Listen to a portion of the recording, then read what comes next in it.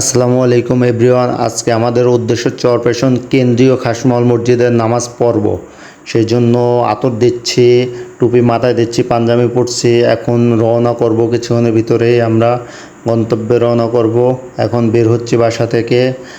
Cameraman হচ্ছে আমার ছোট ভাইগনা আবদুল্লাহ। আমি সিঁড়ি দিয়ে নামতেছি। এই তো সামনে যাব, সামনে যেয়ে রিক্সায় উঠবো। আমরা গাড়িতে উঠে পড়েছি। এই দেখুন ভোলা চরপেশনের রাস্তা এত সুন্দর, আশেপাশের পরিবেশ, আকাশ কত সুন্দর না প্রকৃতি।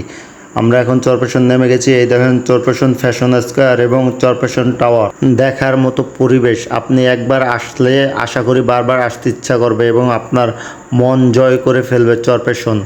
আমরা মসজিদের কাছাকাছি চলে এসেছি। দেখুন কত সুন্দর মসজিদ, আমাদের পাশের প্রকৃতি এবং গ্রাউন্ডগুলো এত সুন্দর। গম্বুজটা দেখানো যাচ্ছে না, ড্রোন ক্যামেরা হইলে আপনাদেরকে দেখাতে পারতাম। দেখুন কত সুন্দর মসজিদের আশেপাশের পরিবেশ। মসজিদের গ্লাসের ভিতরে আমাকে একটু দেখিয়ে নিচ্ছে।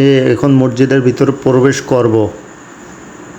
এই যে সিঁড়ি দিয়ে দোতলা উঠতেছি, দেখুন মসজিদের এবং আকাশের কত সুন্দর ভিউ। সিঁড়ি দিয়া উপরে উঠতেছি, দেখেন সিঁড়িগুলো কত পরিষ্কার পরিচ্ছন্ন এবং আজকের ওয়েদার এত সুন্দর। দেখুন আকাশ এবং চরপেশনের পরিবেশটা দেখুন কত সুন্দর।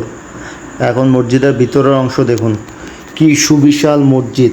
দেখেন মসজিদের ভিতরে প্রকৃতির গাছপালা রয়েছে এবং দুই পাশে পানির ফোয়ারা রয়েছে। নিচতলা মসজিদ খুতবা বয়ান করিতেছে। মসজিদে নামাজ পড়তে এতটাই আরামদায়ক যে আপনাকে বারবার আসতে বাধ্য করিবে।